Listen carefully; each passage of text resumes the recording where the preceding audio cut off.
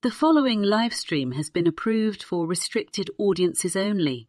It will definitely contain strong language and maybe some adult themes. Almost certainly. Viewer inebriation is advised.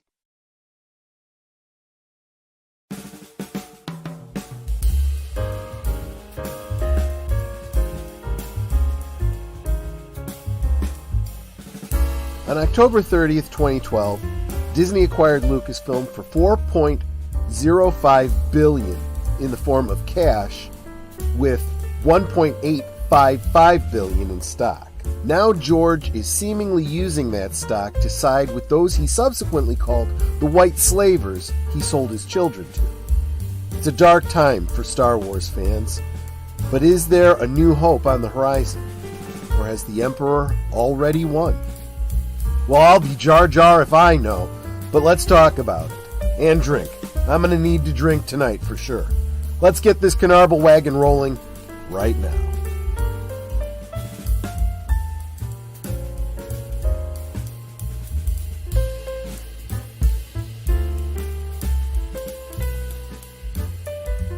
Last Call is streamed before a live audience.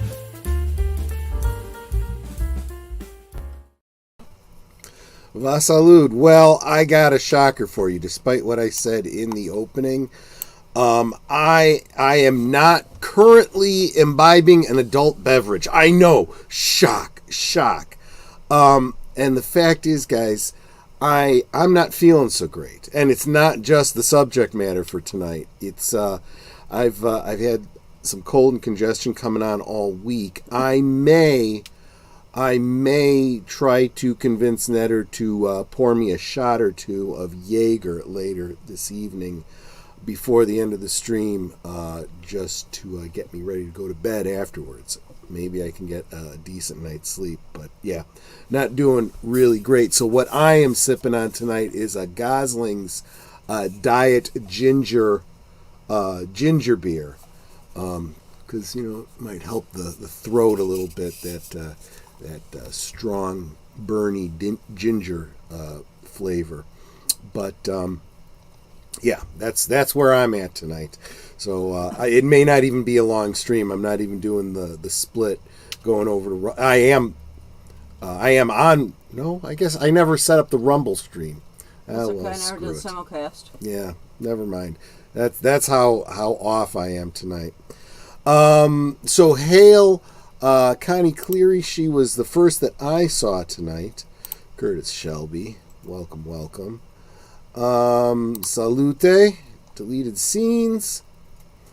David Pensack, yeah, see, it would be a cracking night if not for just not feeling 100%.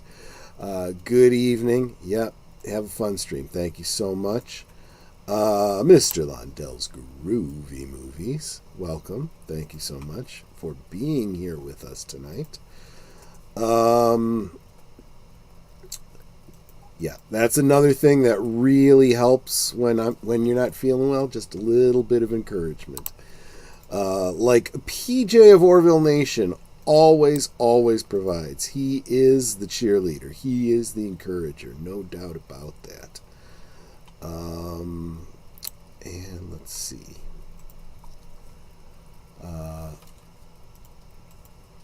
Curtis Shelby says one of my stores, has a 4-case stack display of Kraken. I wonder if I saved back about myself. Yeah, exactly.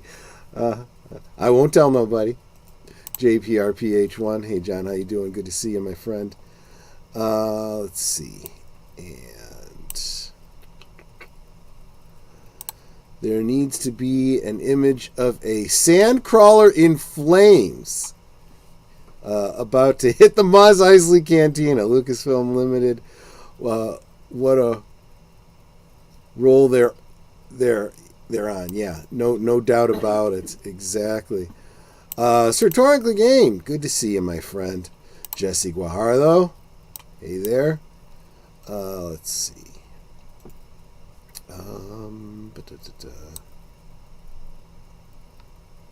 Bear with me.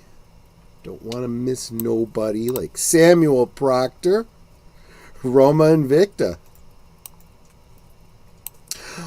That plus size. Good to see you.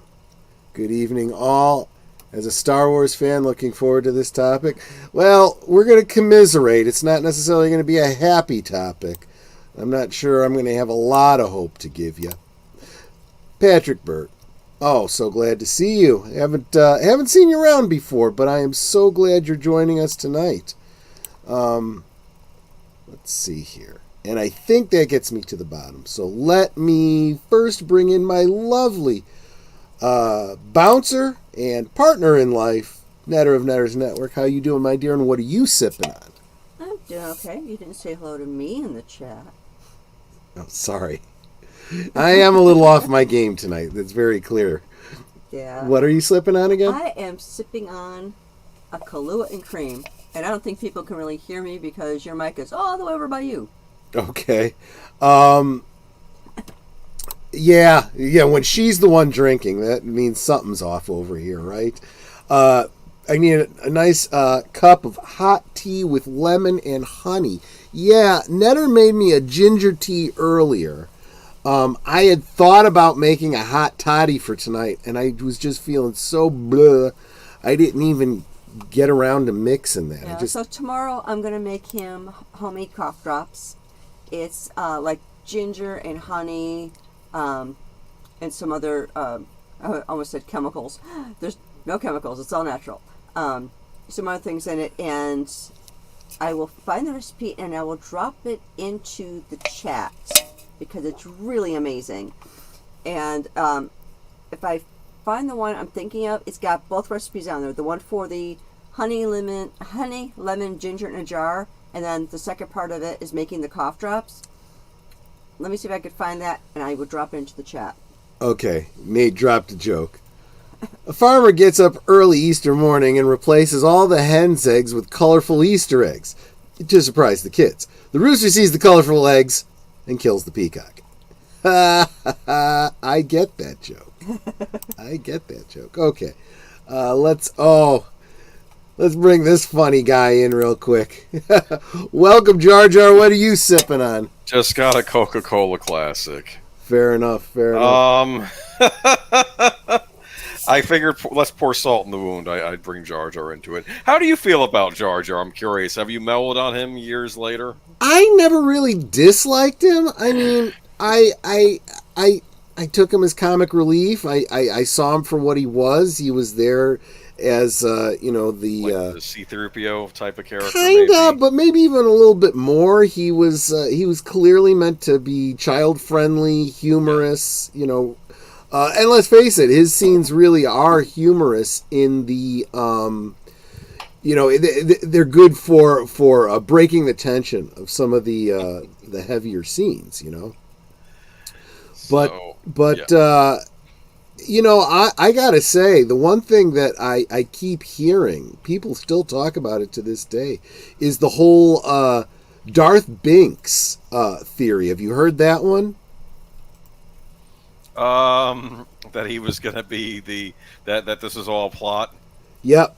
That he was really the one pulling the seat, and let's face it, he is the one that's responsible for Palpatine becoming Emperor and a lot of other things. It'd be funny if he straightens up and starts talking with a clipped British accent and gets out the red lightsabers as, well, and pointing out that there's like that scene, the Battle of Naboo, right, where he. Commandeers the tank and, turns one tank into the other and, gets the torso of the robot stuck on his foot. And as he shakes his foot around, the blaster goes off, taking out some of the other robots. And it's like, that is pretty darn way too lucky. I figured it was like Goofy, like from the old Goofy cartoon. Yes, but so well executed that, maybe it is like, the Drunken Master, kind of a thing. Right. I love those movies. And then pointing out how, when Yoda first meets Luke, he plays, to kind of test Luke, and then he drops the facade. Right. What if Binks is just not dropping the facade, and everyone thinks he's a buffoon when really... And then there's, of course, the behind-the-scenes line in an interview or whatever, where George Lucas said something about, Jar Jar is the key to all of this.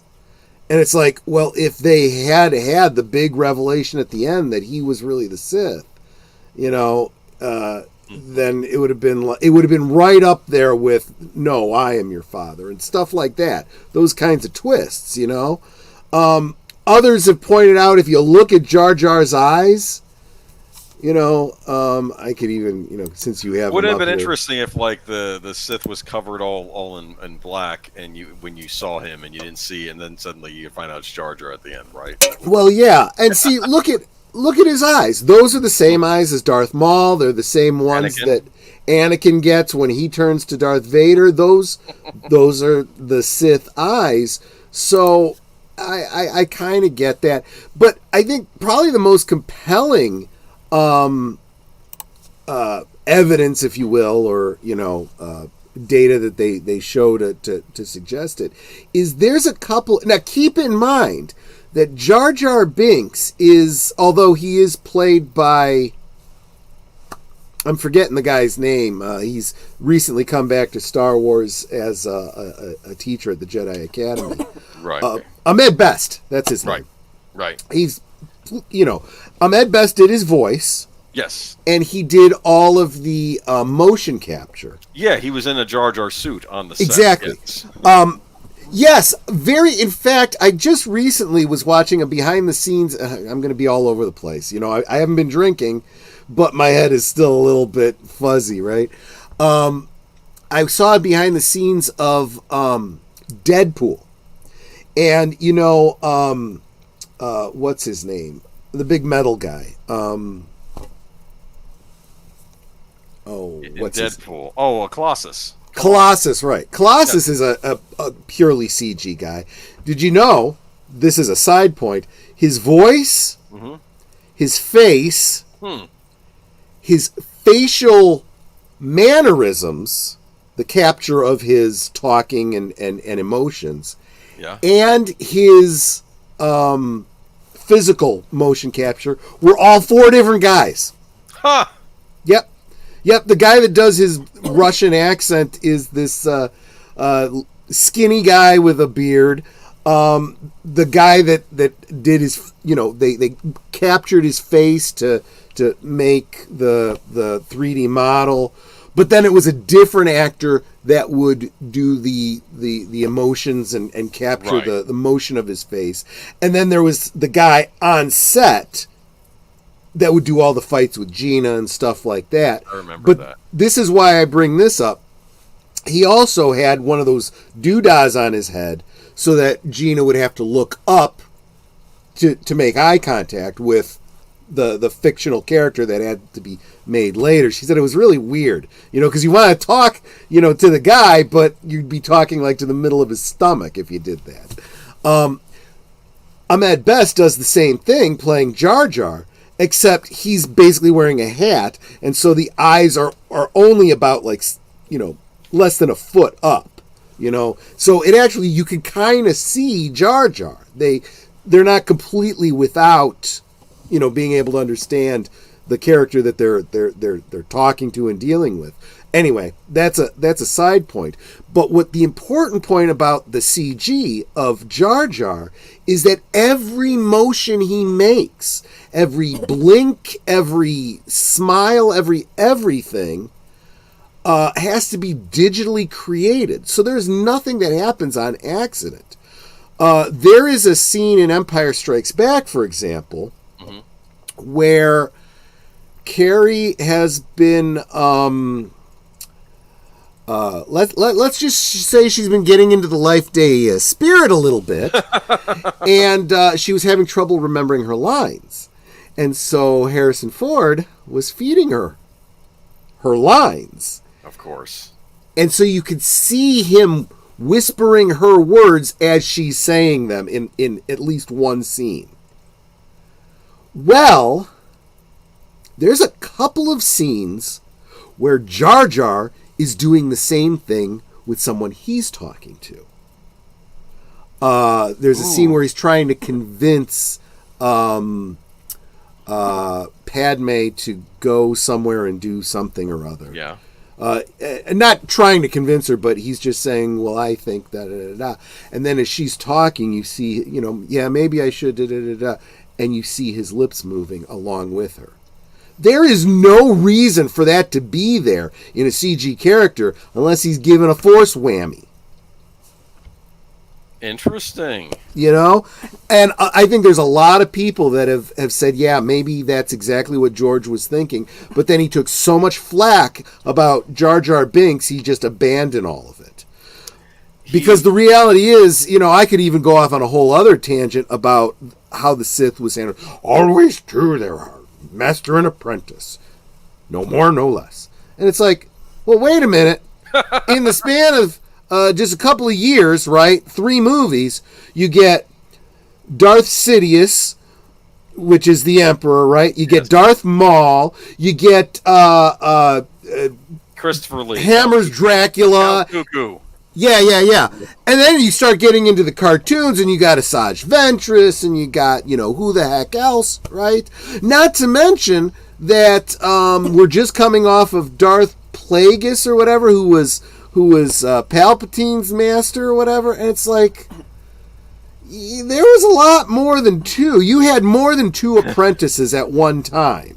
All I remember is from the Clone Wars cartoons, not the later ones, the original short ones. Yeah. When Azaz introduces herself to right. Count Dooku, he says, "You are not a Sith," even though she's killing. I think she killed a bunch of clone troopers and things.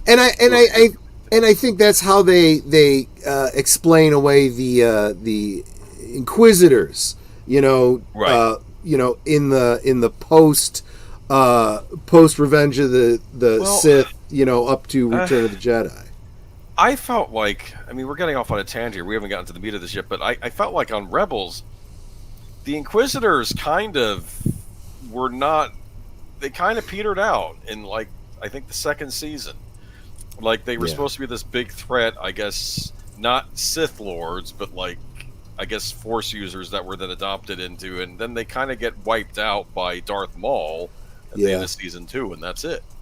So, Leia, I've had this up for a while. I wanted to mention. Yeah, she says, I understand it's bleak, but it's good to talk out feelings. Yeah, that's what I was thinking. It'd be just a little bit of commiseration tonight. Logical Spock, welcome. Haven't seen you in a while. Good to see you.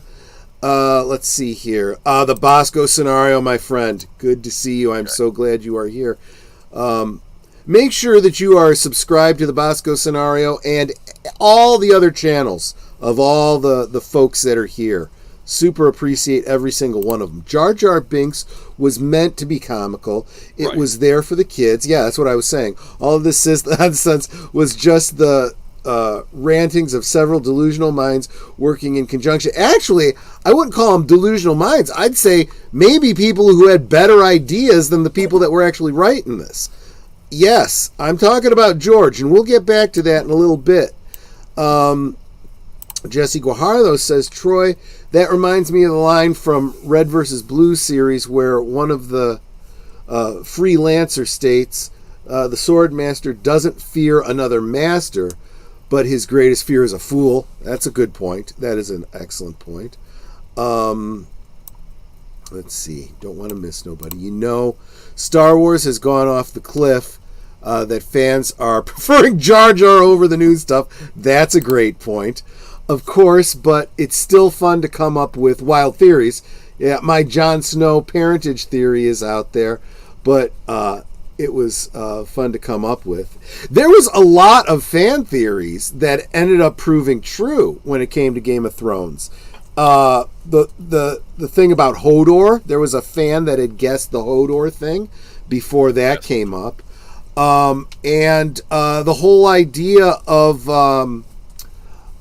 Jon Snow coming back from the dead was something else that was predicted by the fans.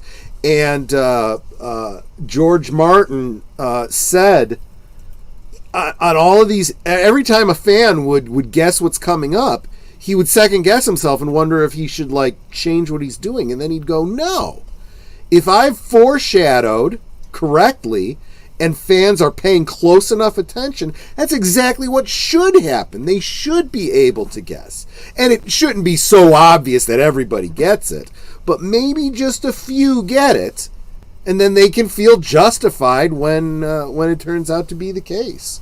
You know, I got my feelings about George Martin right now too, but that at least I admire about him. Anyone else familiar with Belated Media? He has a series called What If It Was Good? I have heard, I don't know about that channel in particular, but I have seen a video called What If It Was Good, talking specifically about the Star Wars sequels. If that's the same one. And I've seen some great, reimaginings that would be like, if they had done this in those movies, that would have been awesome, The thing that pops in my head is the Hobbit trilogy. What if it was good? Yeah. Thought it would be funny to see him try to crack the code like he actually is drunk from this stream. Yeah, exactly. Feeding her lines. Wink, wink, nudge, nudge. Yeah, who's feeding her something, right? Let's see. Yeah, he got flack for Jar Jar for good reason, but this is the thing. You have to be the kind of artist who takes the criticism and says, okay, maybe I went a little too far on this. Maybe I should think about it. Or, you know what? Good. If they think he's a buffoon, that's exactly what I was going for. And then do his big reveal. And then show everybody, oh, that's not what he was doing the whole time. Yeah. And we got PJ giving me way too much credit. The Jar Jar topic is a real topic. Kudos, Troy, for covering it again. Yeah. Yeah, that's what this whole thing was really all about. It's really all about Jar Jar. He's the key to all of this. Dooku doesn't count. He was being played by Palpatine. Yeah, but he if I'm not mistaken, he was referred to as his apprentice. And it's like, did you have him as your apprentice before Maul died? Or after he died, well, I don't have an apprentice now, you could be my apprentice. I mean, no, if I read the backstory before Attack of the Clones came out, I used to work at a bookstore, and they had little books on the characters before Attack of the Clones came out. They said that Count Dooku was a respected Jedi, but after his friend, I guess, the Liam Neeson character, Qui-Gon Jinn, died, I think that's when he left the Jedi. So I think that happened after Maul died. So when he decided to go to the other side. And I don't know how he got mixed up with Palpatine. They might explain that in one of the books. I don't know. But apparently he was a respected Jedi up until the point Qui-Gon died. Then I do think that the whole Inquisitorious thing... He actually did come from, I guess. That is playing fast and loose with the rules, right? I think the whole idea behind the rule of two is you don't let another Dark Force user live, because they may get powerful and take power from you. You keep your apprentice who you have in control, but just remember, he's probably going to kill you eventually and take your place. I mean, that's like all of the jokes that people make about, religious rules and, finding loopholes around, the rules. And it's like, look, Kevin Smith made a movie about that, which I didn't care for, but that's what Talking was about. Exactly. What did I want to make a point about, though? But before we start with the bad Star Wars stuff, do you want to share a happy Star Wars memory from your childhood, maybe? Just one. What do you think? This is Geeky Geezers that we got to get? Well, can I give you one of mine? I'll give you one of mine, and if you want to share one, you may. Okay. Well, okay. Let me real quick, because I don't want to ignore the chat like I kind of did last week. So I want to make sure that George did not just betray the fans; he betrayed a generation. That's absolutely true. I missed part of the comment there. Dooku doesn't count. He was being played by Palpatine. As an apprentice, I mean, yeah. And then, of course, making fun of Jar Jar's particular way of communicating, which, as I recall, there were calls of racism about that. Seriously. I think I might have found. Yes, that was what those were called. The Gendy Tartakovsky Clone Wars. I'm always bad at pronouncing his name. So. I never liked the Inquisitors. They just have never been a thing. Actually, for me, the Inquisitors were a thing before Filoni decided to canonize them, because they were from the role-playing game. Oh, that's interesting. Everything is stolen from the EU and done not as well. I think you guys all know that. There's an audio I've heard where George Lucas said Jar Jar is the key to everything. Yeah, I mentioned that. That's exactly it, Patrick. That is my point. And people are... I mean, one way of interpreting that is saying, oh, Jar Jar, he's the key to everything. And he's saying it tongue-in-cheek and doesn't really mean it. The other possibility is he really is the key to everything. But if that's the case, we never got the payoff on that. So, in the making of The Phantom Menace, George mentions at the screening that he may have gone too far. He was referring to Jar Jar. Yeah. And that's fine. Okay, hold up there a second.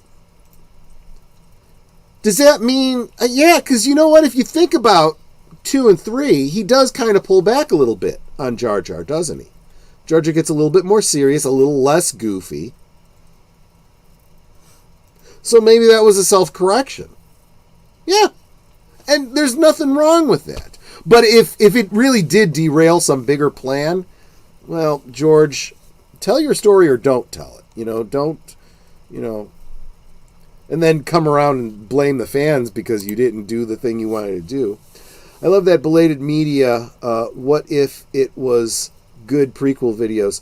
Parts of that I've used on my own rewrites. Yeah. In your own headcanon, sometimes that stuff is the best, we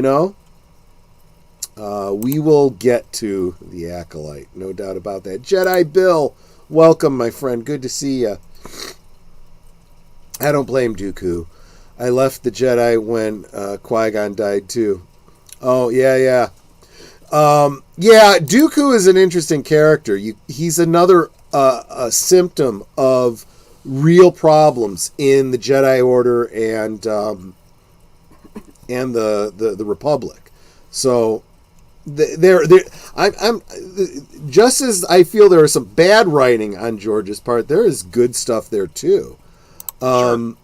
The big change in that video is that the prequels aren't about Anakin but Obi-Wan. Yes, and again, this is George should have stuck to his guns, because way back in the day, right, the original trilogy he referred to as the Adventures of Luke Skywalker.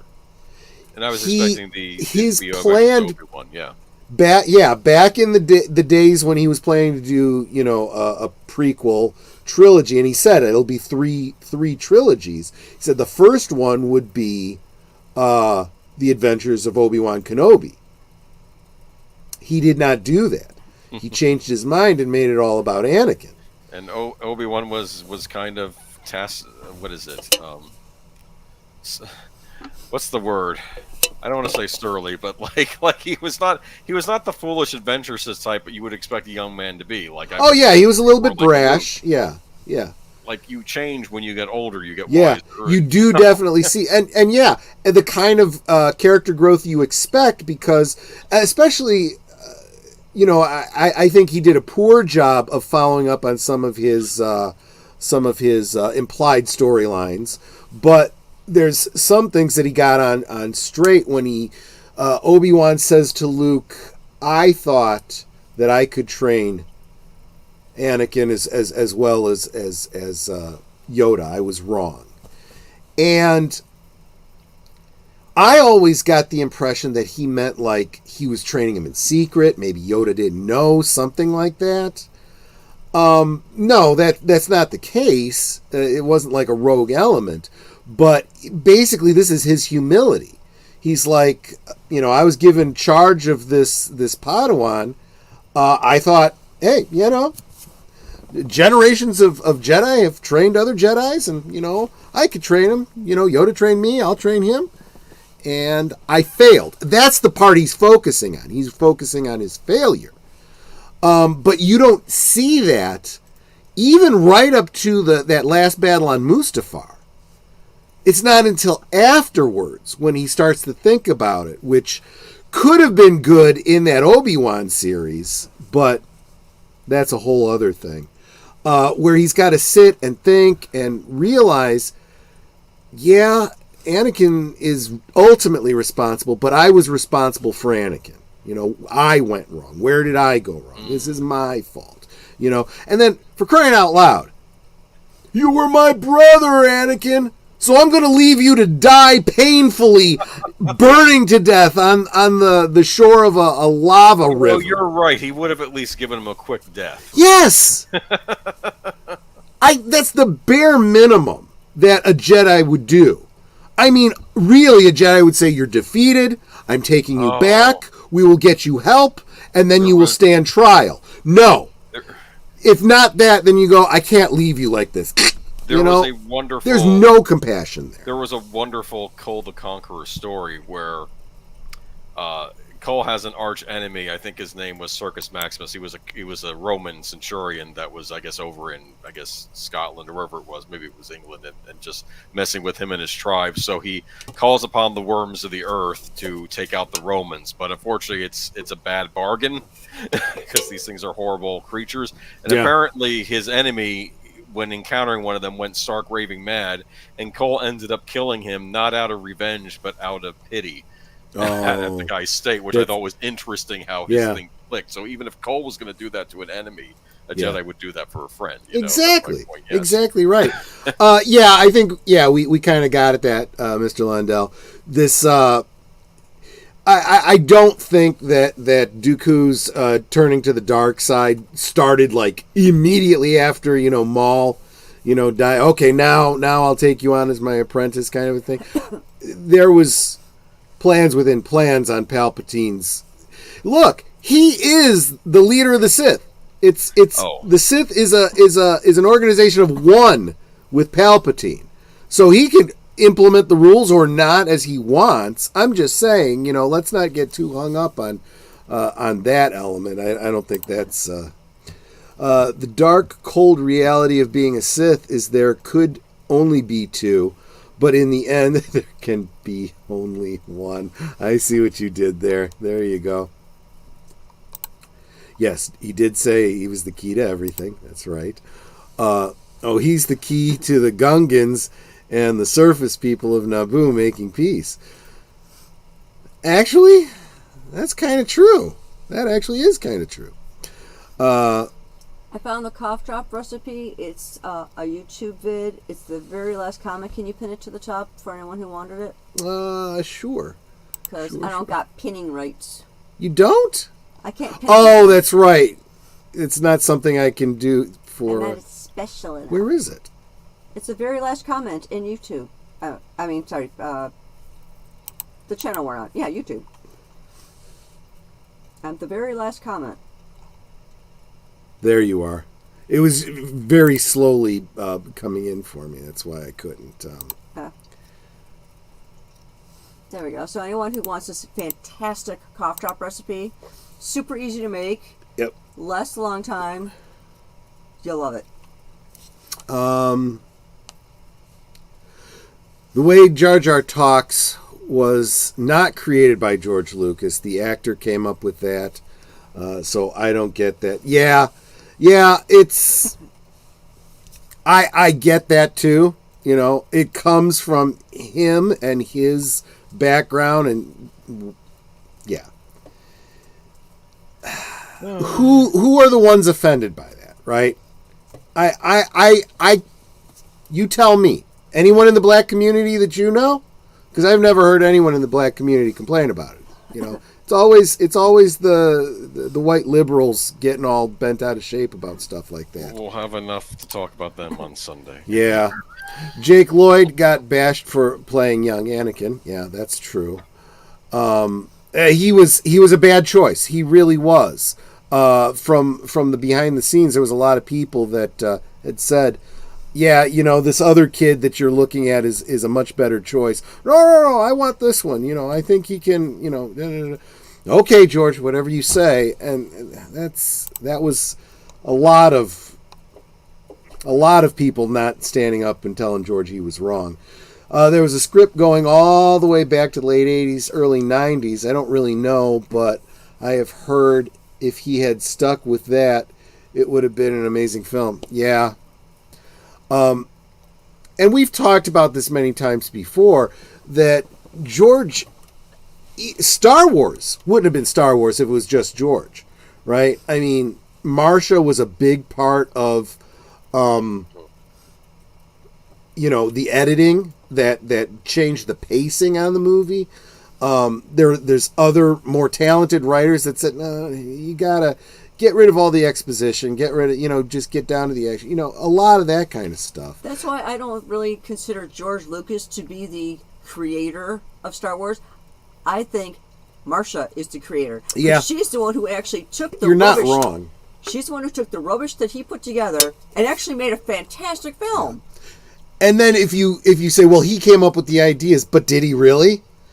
Because everything that's in Star Wars, I could point to what his inspiration was. We just watched Dune last night on Netter's Network, and you realize how much of Dune is in Star Wars. You realize how much of Kurosawa films is in it, Westerns, World War II, real history of World War II. Galactic Patrol by E. Doc Smith. There are elements of that in Star Wars too, because in that they're trying to find a secret base in Galactic Patrol as well. Or no, they were trying to find out how the plans on how the. Never mind. Anyway, the beats are similar in some. Absolutely. Aspects. Welcome, Lester, San Jose. As long as you could be here, we super appreciate you. I find it weird that the Jedi built the temple on top of a Sith temple. Kind of explains why the Jedi didn't see the real Sith in front of them for the whole time. Yeah, there was a lot of mistakes done there, right?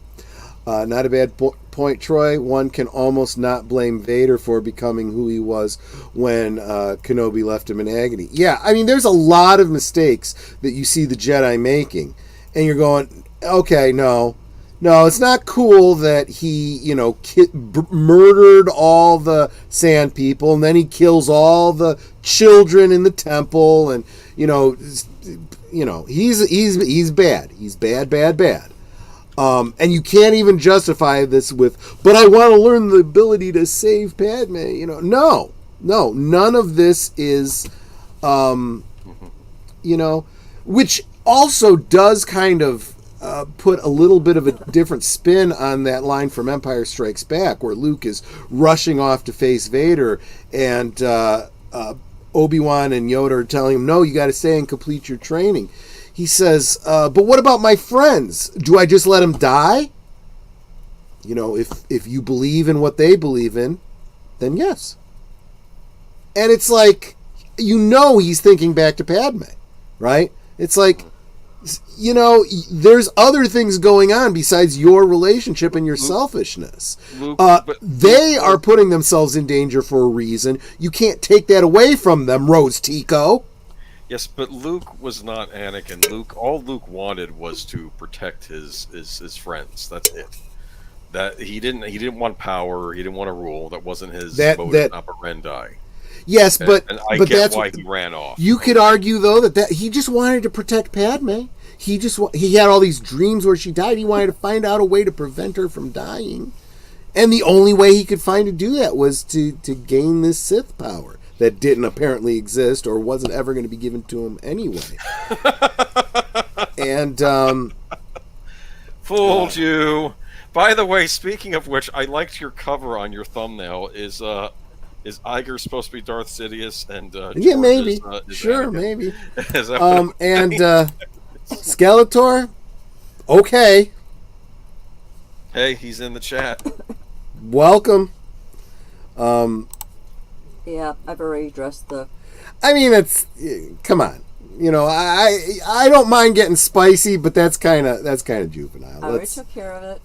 In the original, Vader says, "When I left, you were but the learner, now I am the master." Lucas failed to make that line consistent retroactively.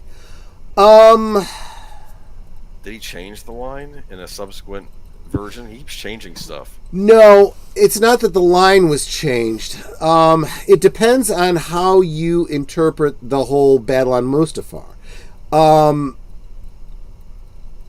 He was not a master at the point where he was fighting Vader. He was prevented from becoming a master. Yes. That was one of the things that he held against the Jedi. Yes.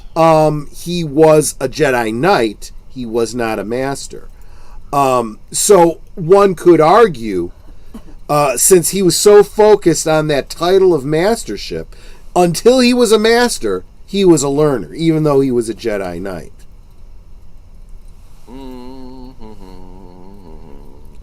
But clearly the intent was that was the last time they saw each other. It could have been consistent.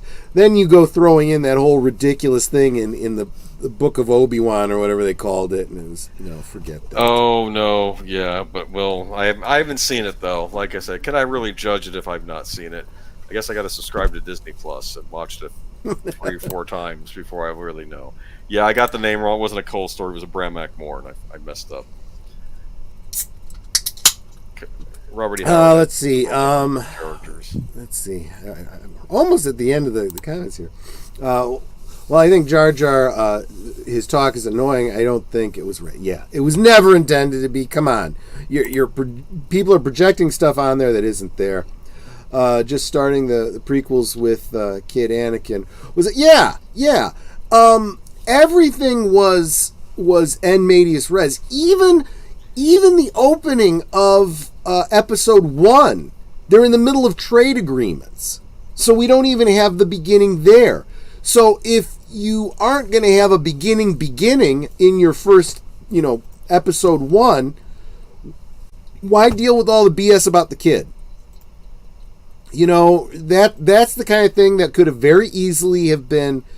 I think I've said this before. I think Episode 2 should have been the first episode, and there should have been a middle one that dealt with more of the story that you get from the Clone Wars cartoon series. Give us the war, Yeah, no, you're absolutely right. And you could have very easily started with he's just become he is a Padawan. He's been a Padawan for a while, and from lines of exposition or lines of dialogue, you could get his story about how he was a slave, and thank you, Master Qui-Gon, for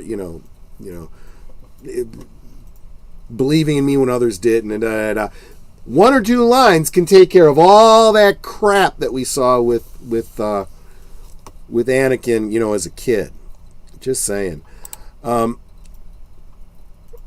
Yep. Nate says, I don't know a single black person who complained about Jar Jar only. Yeah, a lot of white female activists. Yes, that's another element too. Seems yeah, to be a trend I'm noticing these days. That's present company excluded, of course. This is also not me being sexist. It's just observational. You have all these liberal women getting offended about this, that, and the other, and then they're beta men that are hoping to get some. Yeah, she's right. Absolutely, what she said. I think they're becoming fewer of those, at least in the younger generations, I think. We'll see. Yeah, it's not worth it. There's getting to be a divide. Suggest all watch Icons Unearthed, Star Wars on Amazon. It shows a lot of Marsh's involvement. Yeah, there's a video that I've mentioned here before. I don't remember what it's called, but it's about Marshall Lucas and how Star Wars was saved in the editing. I don't remember the name of it or the title. If anyone else does and wants to drop the link, that'd be cool. Finally started watching George's previous works, his college short films. They're special. THX 1138. I watched THX 1138 once.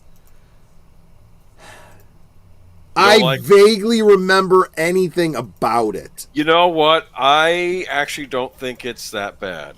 I think as a 70s dystopia movie, which is Oh, what yeah. it is, there's a lot I like. Well, I'll be blunt with you. During the pandemic, I was finding it oddly prophetic in some ways. That's what I found disturbing. Good about point. it. Yeah, So I know that that's one gets the a lot thing. of flack, but yeah. We also kind of forget that Star Wars changed how sci-fi, worked, right? When you look back at the 70s, you see 2001: A Space Odyssey, right? You see, I don't know what else. There wasn't a lot to draw on. Even the first Star Trek movie, which comes after Star Wars, they were still looking back to things like 2001. Still had that same aesthetic. You look at the TV shows, too. Look at, all the TV series that they made of Logan's Run, of Space 1999, all of them have a little bit of a plottiness to them.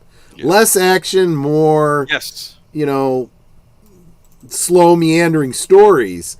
And that's just how it was in the 70s. It was except in season 2 of Space 99, where they had to up the action a bit, and I'm wondering why. I'm wondering if a certain movie came out in between the 2 seasons. I'm just kidding, but you know what I mean. Jesse, it's funny you say that because there are a lot of people doing like what if stories on YouTube, and a lot of them are, what if Padme hadn't died? What if Anakin hadn't gone to the dark side? What if this? What if that? And a lot of them are predicated on Anakin just growing a pair and saying, you know what? I don't need this. I don't need your mastership. I don't need to be a Jedi. I'm out of here. What were they going to do? Right? He wouldn't be the first to leave the Jedi Order. In fact, that could have been a much more interesting story because it almost seemed like if he hadn't died, it's entirely possible that Qui-Gon himself might have left the Jedi Order. Dooku did. Oh. Yeah. So there was a lot of people. Yeah, Dooku ends up going to the dark side, but there were enough Jedi that were like, this isn't, something's wrong here. They just got complacent. Yeah, American Graffiti was good. And honestly, we wouldn't have had Happy Days and a lot of television from the 70s and 80s if it hadn't been for American Graffiti. People don't give George enough credit for that, too. So let's see here. Oh, you know what? That's what next needs to be the next Disney Plus series. Maybe they may not have the rights to American Graffiti. I was just thinking, but it'd be funny if it was like an American Graffiti and they figure out a way to mess up American Graffiti for George. Like, what's the thing they haven't shit? There, that cough is starting to come out now. A THX series for Hulu, maybe, huh? Yeah, exactly. I don't think there's a series. What Lucasfilm properties haven't they milked yet? Okay, this was a good one. Yeah, there was some visual artists that refilmed and re-edited the battle between Obi-Wan and Darth Vader. I think they may have gone a little too far with it, but it was really good. There was no doubt about that. Pretty sure if George knew that the backstory of Vader was being left in a fiery hill, he mentioned or hinted more at that in A New Hope.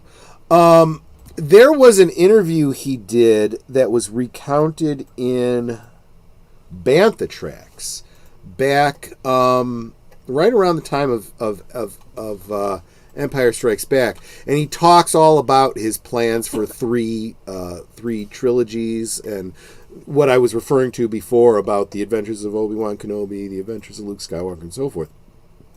And he had talked about this is how he also referred to the Journal of the Wills being the overall title for all 9 films, and he had said that.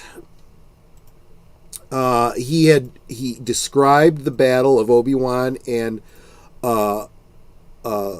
Vader, Anakin, on a lava flow.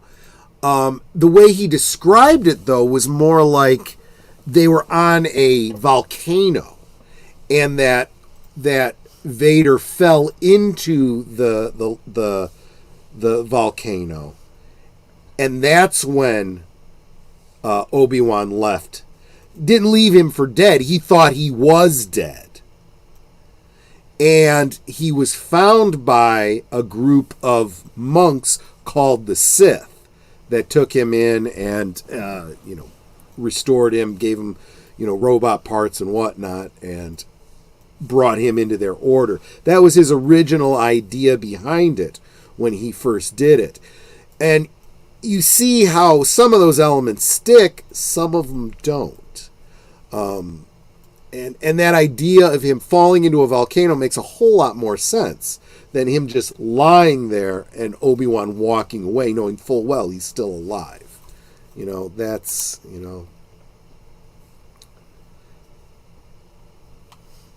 You forgot I am the master. And then Anakin replies, you underestimate my power. Yeah. So that you're right. That would have definitely tied it to that line from Star Wars. That's also true. Saw the student short film at THX 1138. Haven't seen the feature film yet, though. Okay. Oh. Okay. I wonder if that was included on the DVD. Battlestar Galactica was starting to get into that whole Star Wars aesthetic, but wasn't quite there yet. By the time Revenge of the Sith, George's new challenge to the OT was to make it fit the prequels more. Yeah, and that's when he then goes and starts changing more stuff. And it's like, and that's when he does his stupidity, like putting Hayden Christensen in as the Force Ghost in Return of the Jedi and stuff. And it's like, no, you should never be changing the original. If you can't tell the story that fits, then you're not telling the right story. Loved the series Logan's Run as a child, but I don't remember it well enough to know if I would love it as an adult. Well, I got it on DVD because exactly that reason. To be fair, they didn't have the budget for that sort of thing. Hell, in the 90s, when sci-fi was infinitely more popular, genre TV still didn't have big budgets. Yep, I'm not sure exactly which part you're referring to, but think about the lightsaber battle, Obi-Wan and Vader. Yeah, you could argue that Vader's a little stiff because he's robotic, and Obi-Wan's a little stiff because he's old. But the reality is, those lightsabers, he had a cable going down into his robe that turned the blade, and made the light effects and stuff like that. And it was, if he swung it too hard, the thing would fall apart. That was a big part of it. So it required the technology of after images and stuff like that, so that they could, just haul away. In fact, there's even behind the scenes footage where Hayden Christensen is swinging and his lightsaber blade goes flying. He's like, whoops, so it still happened. Let's see. I'm going to jump over a bunch of this. Reality! Welcome. Good to see you. I haven't seen you in a while. Face from the A-Team was actually in Battlestar Galactica. But I understand the confusion because Boomer and I have talked about this a couple times. Battlestar Galactica and Buck Rogers used a lot of the same props, the same cockpits. Not sure if they were the same helmets or not, but very, very similar looks in a lot of respects. So yeah, it was easy to confuse the two. And both started with their pilot episodes being feature films released in theaters to punch up their budgets. All I remember about Battlestar Galactica is Aaron Gray crawling around that big lit up sign. Buck Rogers. Yeah. One of the girls burned herself doing those scenes. I'm not 'cause the lights surprised. were I so hope she hot. was okay afterwards. It wasn't horrible. It wasn't like third-degree burns or anything, but it was like, 'cause ow. Those lights get hot. It's Yeah. like I wouldn't be doing that. They clearly, and you could even see it throughout the series. They were really going for a James Bond aesthetic there. First season, second season completely fell apart. Let's see. Talking about sci-fi TV, why they were so plot heavy. If they did anything big, it was usually a one-shot or a two-part. Yeah, because you needed the budget for it, right? In fact, going back to what I was just saying about Battlestar Galactica and Buck Rogers, the reason that they did feature films for their pilot was they had a big enough budget that they could do big special effects, and then they would use those special effects over and over and over again throughout the series. It got kind of repetitive. They did the same thing with V, the series. There was a lot of scenes from the two mini-series that they did that got used over and over and over again, which they should have planned a little bit better, because every single time in the series you would see Mark Singer riding on a horse, you knew that at some point he was going to get chased by a visitor fighter craft, and that fighter craft would end up, getting shot and going and crashing behind a hill, because that was a scene from the final battle, and they used it at least 3 more times in the series. So they always had to contrive a reason to put him on a horse to use that footage. Little bit overly contrived. Okay, and I think I'm caught up. So what's the subject of tonight? Well, we haven't been off topic. We really kind of have been. I know, but what is it specific? I know, but what is it particular that has us angry with George? For those in the chat who may not have been following the geek news as of late. Well, if you don't know, then that means you're probably not following deleted scenes, and you didn't see, his most recent talk about it, but or Midnight's Edge, or any of the other channels that we all frequent. I think everybody knows. Yeah, George Lucas seems to have come out in favor, and I'll explain why I say that in a moment. Seems to have come out in on Iger's side in this whole proxy battle that's going to be coming up in a couple weeks. Yep. With Nelson Peltz wanting a seat on the board.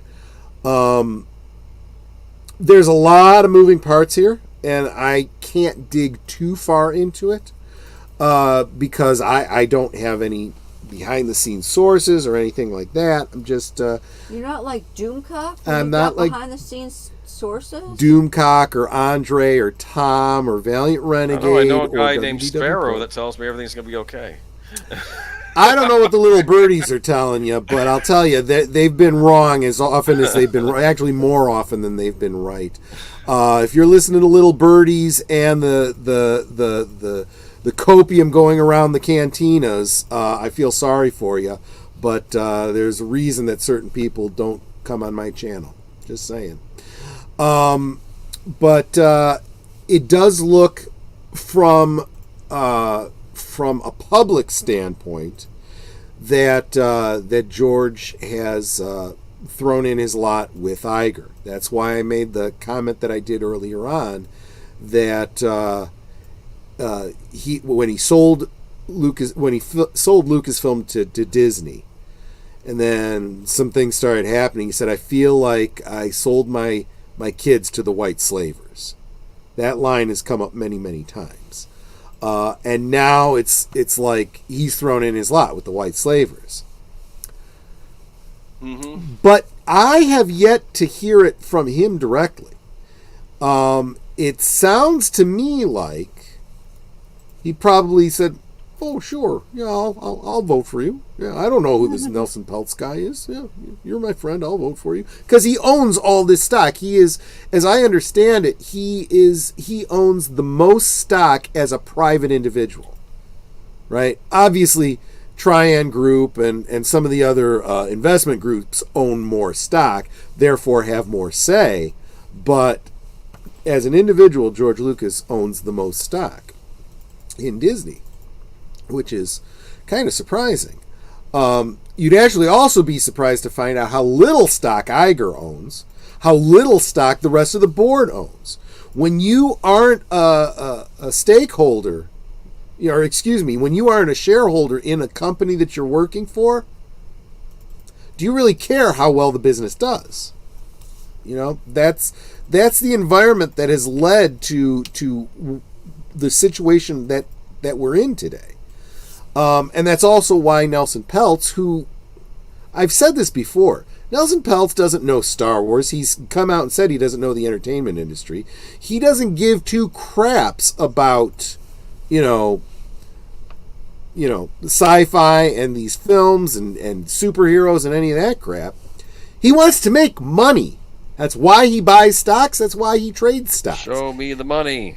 Exactly. And that's why he goes to companies like, Taco Bell or Doritos or whatever it was, and said, okay, I'm sitting down and I'm taking over here and I'm going to tell you how this is done. Or maybe it was Wendy's. I don't know. Makes the company profitable and then leaves. He's made his money. Good for him. And that's all he wants to do with Disney. He sees what's not working and he's coming in to say, we need to do this. Well, anyway. George Lucas does not give a flying fig any more about profits than really, anyone who's sitting on the board. And as far as the politics goes, you're foolish if you think that George is anything but a lefty. He has come out and said that Darth Sidious, the Emperor, and Anakin, their lines in the prequels were a direct jab at the Bush administration. Bush had famously said, if you're not with us, you're with the terrorists. And Anakin says, if you're not with me, you're my enemy. Only the Sith deals in absolutes, which is a stupid line because of so many things the Jedi say that are absolutes, including only the Jedi or only the Sith deal in absolutes. That line in and of itself is an absolute, which is fine if that's the intent to have him realize, he was doing exactly what he was railing against. But that George Lucas never figured that out. He was too busy. And look, again, I'm going to point out that he created a story that's kind of timeless, right? By drawing inspiration from Akira Kurosawa, World War II, all these kinds of things. These are tropes you see throughout history. They were true in Shogun Japan. They were true, the turn of the century. They were true, during World War II. They will be true in the future. These concepts of fascism and power and control and good versus evil and all this is, but who's in the role of the evil and who's in the role of good depends largely upon your, to quote Obi-Wan, depends a great deal on your point of view, right? From a certain point of view. Yeah. It's real easy to point out, how the Bush administration was the evil empire. But are you intellectually honest enough to see the Obama administration and the Biden administration as an evil empire too? You could argue it's just a different puppet, on the hand of a deep state government. Let's be intellectually honest here, and I don't think George does that. He's as biased as anyone, and that's fine. He's made his money. He doesn't care about making any more money. He's done. But then why get involved at all? Because he's friends with Iger. Okay. Because he can easily be convinced that Iger's perspective is the right one. No offense, but that he's on the right side of history. He is aware of what they did to Luke Skywalker, and not only that, we forgot what they did with Indiana Jones too. I mean, deleted scenes made a joke in the chat, but I forgot all about Indiana I have Jones. to wonder if he even cares about anymore. That movie. The reason he sold it was because he didn't want to do it himself anymore. He wanted to focus on his family, and if you look at his history, his family history, and so forth. It was his work that really got in the way of all of it. You know. So this was a scenario where he says, "You look." I asked him, "You look. You don't understand. I've got a family. I've got kids." When he comes out and says, you know, when someone says, you know, what do you think of this? What do you think? Well, you know, it's not my thing anymore. You know, I don't have a say in it. It's not how I would do it, but it's theirs now. Somehow, he's basically saying it's not his Star Wars anymore. He's also basically saying he doesn't care anymore. If he did, he wouldn't have sold it. This is the other thing I keep pointing out to all the people that are, you know, George's Star Wars and da-da-da-da. It's like, first, you know, you're forgetting all the people that were at least as important as George throughout, you know, the episode 4 all the way back around to episode 3, you know. And I would say you start to see other people being pushed out of it, and you get to see more of just George in charge with the prequels. So anything you don't like about the prequels, you gotta put on George too. A lot of the things you really liked about Star Wars and Empire and Jedi, you gotta give to Marshall Lucas, you gotta give to Lawrence Kasdan, you gotta give to, you know, I mean, there's a lot of things there. And plus, you know, you can't underestimate you can't take anything away from Harrison Ford and Carrie Fisher especially, and Mark Hamill, because they've all got stories about how they would go to George and say, George, these lines suck, I can't say this crap. And there's one bit that Mark Hamill does at a lot of conventions where he, you know, rattles off this expository line, and it just sounds terrible, you know, and they obviously ended up cutting it out. People don't realize that, you know, for her role in Princess Leia, and the metal bikini and how beautiful she was, and, you know, all of that, and then, you know, her later career, Postcards from the Edge and so forth. Carrie Fisher was a script doctor. She was one of those people that would go in and punch up scripts for people, and she did that on, I think she worked on Jedi. That's where it kind of started for her. So she contributed in ways that people don't even realize, you know. So again, when we start getting into these you know, stupid kids these days going, well, now it's time for a woman-led Star Wars. Yeah, well, that's fine if you want to completely ignore the role that women have had in Star Wars up till now. Just because you're unaware of it doesn't mean it didn't happen. And all you're doing is further marginalizing women. Good on you, fourth wave feminist, that you probably don't even know who Susan B. Anthony is. You know, I mean, honestly, people need to learn their history. Quit fighting the same fights over again, and quit diminishing the victories that your side has had before you came on the scene. You know? Unless you want to be the one that says, well, I am the first, you know, heroic woman in cinema leading an action-adventure film. Yeah. I think there's a lot of women that went before you that are going, yeah, right, Lots kid. of women. Yeah. Well, so you asked the question at the beginning, is there hope? Well, the speculation is, you know, when I say that, the thing on my mind, the hope that I see is the possibility, and it's not just Star Wars, it's all of Disney, right? All of Disney has to be changed. The entire environment needs to be uprooted, and oh, real quick, Critical Thinking and Drinking, welcome, salute, glad you're here. And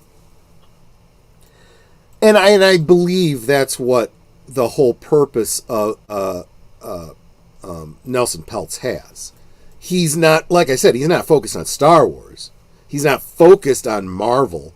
But if he is successful in changing the profile, you know, the business focus of Disney, those things will be positively affected.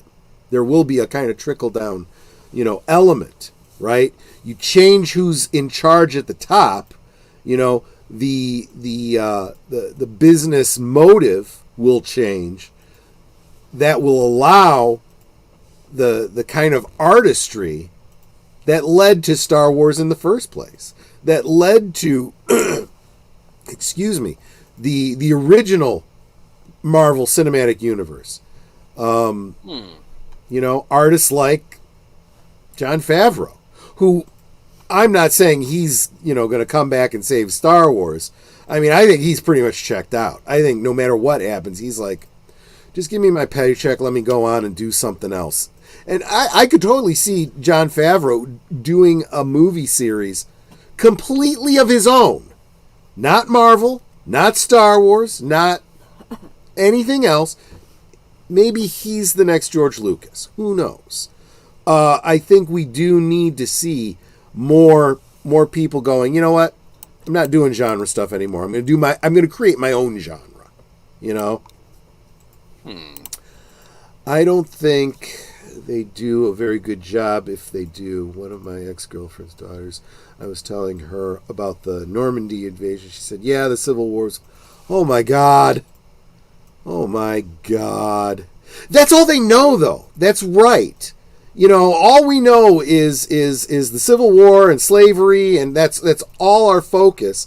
And it's like, you really need to look outside the United States. There's a whole world out there of stuff going on. And you know what George Santayana said. Those who cannot remember the past are destined to repeat it. And I see it happening all the time. Well, there's also the ones that get the Civil War wrong because they're taught wrong. Oh yeah, there's so many things that are just factually wrong. And a lot of times too, it has to do with the teacher's bias. It's like, oh no, it didn't happen this way; it happened this way. Yeah. And I understand there's a certain skill that goes into that. I had teachers that clearly had a bias. I had teachers that clearly went above and beyond to keep their bias out. I've told this story before. When I was in college, I had a religion teacher. Mm-hmm.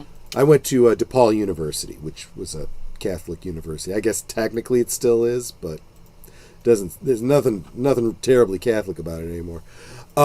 She was, I don't know much about her. She was a very short-haired female individual. Don't know anything about her personal life or preferences or politics or religion, because she went out of her way not to ever bring those up in class. It was just not relevant.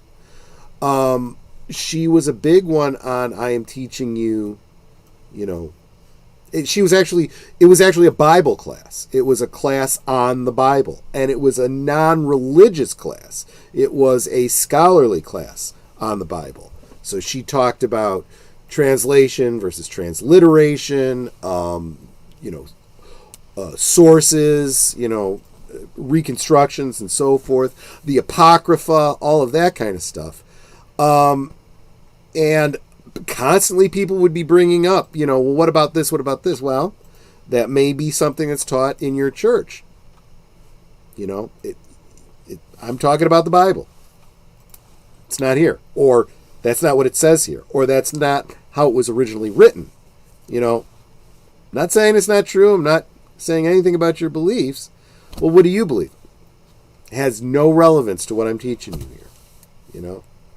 I always respected that. I have my suspicions just on a few cues that she was probably a very lefty, atheist, would-be fourth-wave feminist before fourth-wave feminism became a thing. Is this like your thing with history when people make stuff up because it sounds better about real people? Yep. From history, that sort of thing. Yep. That bugs the hell out of me. That's why I'm such a like big Napoleon. fan. Yeah, like that whole Napoleon thing. Well, I'll never see another one of Ridley Scott's movies again. Just screw him. That's why I follow the Metatron. He's a great one he's done the same thing. He keeps his bias out of it, but every now and again he'll do a video and go, people keep asking, so I'll tell you. And he's a Christian, and he's got his beliefs and this, that, and the other. He goes, but I can put that aside and tell you, objectively. He says, and if I'm not sure that I'm being objective, I will let you know so that you can call me out on it, because otherwise it's propaganda and not scholarship. And it's like, gotta respect that. You really, really do. And yeah, speaking of which, for all of you celebrating this weekend, yes, happy Good Friday, which will be ending pretty soon. Happy Holy Saturday for those of you that celebrate, and happy Easter to those of you that celebrate Easter. By the same token, I suppose, happy Passover this weekend to those of you that celebrate Passover as well. Is anything going on Monday? Yes, I will be doing a watch party of Easter Parade with Fred Astaire and Judy Garland. Oh, okay. I'll be going to work. That will be the Monday night at the movies. Musical Monday. Pardon me? Musical Monday. Musical Monday, sure, that sounds good. After all these years, we talk about what went wrong with Star Wars. What can we say we love about it? I'll tell you. It's the thing that I think gets killed the most. It's just I heard a bunch of people, kind of poo-pooing when I was talking about the whole Jar Jar Binks theory. Mm-hmm. But those fan theories that have really propagated on YouTube, that people do videos about, and that's where I get a lot of this stuff from. It's not anything original. We did those as kids back in the 80s. I remember conversations with friends of mine about Boba Fett. Who is Boba Fett? Why, what's his background? What's his story?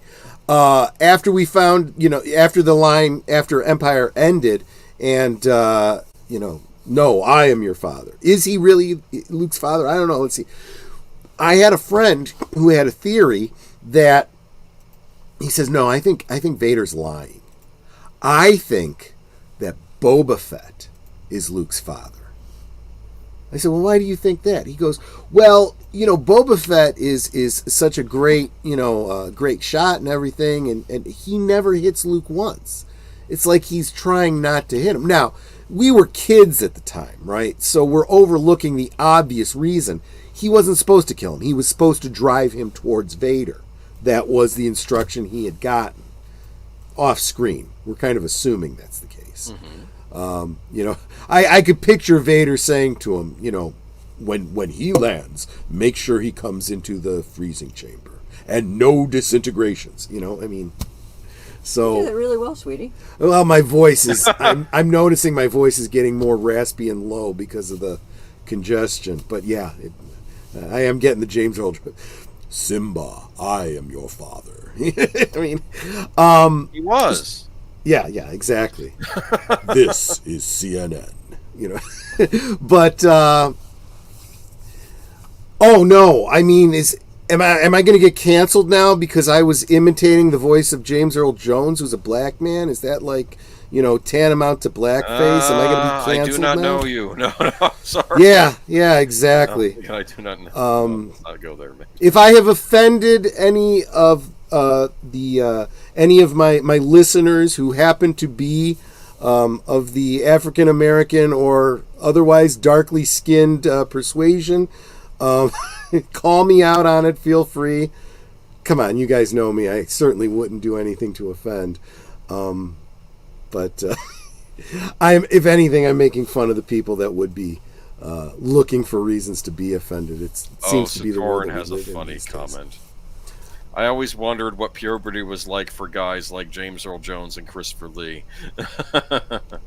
Oh, well, see, that's just it, because we didn't know them before, so we don't know if they had high-pitched voices or anything like that.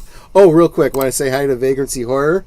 I'll just start a fight before I have to go and say, I loved episodes 1, 2, and 3. The Clone Wars era is my favorite time frame. So, yeah, there's I got a buddy who he and I, chewed a lot of the same ground as far as Star Wars goes. But then he had kids, and his kids were, all about the prequels and the clones and stuff. And it's not a bad thing. It's not my cup of tea, but this is the other thing about nostalgia. I bring this up all the time. It's that, oh, wait a minute. Apologizing for imitating James Earl Jones might be offensive, but imitating him isn't. Okay, I see what you're saying. I was, of course, not really apologizing. I was being tongue-in-cheek about the whole concept of people getting upset about it. But I've said this about nostalgia before, and I think we all kind of tend to fall into this. If there's something you love, right, you tend to overinflate it in your mind. You remember it better than it really was. And it might be a really good thing, but you're not just remembering the movie or whatever it is. You're also remembering the friends you went to see it with, and the friends that you got together with afterwards and played with your action figures and created your own stories about, and talked out these theoretical fan ideas that you had and stuff like that. All of that goes into it. And look, it was a lot bigger than it's the T-shirts. It's the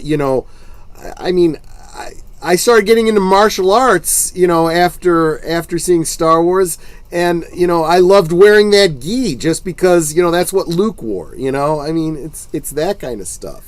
Can I tell you a little story from my childhood? Please. I think I was like 5 or 6. I was in the first grade on the playground, and I had my Darth Vader action figure with me that I think I got as a hand-me-down, right?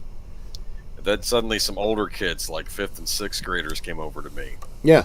And like, what do these guys want? And they invited me to play with them, and they had all their other Star Wars figures out because they didn't have a Vader on them. And they let me play with them. Yep. That was a big moment, me, the little kid, hanging out with the older boys. Because you had the Darth Vader. Absolutely. That was because of Star Wars. And there was also, because especially, this is another thing, economics comes into it. Now, I think a lot of people that are younger can relate to this because we're starting to see it all over again.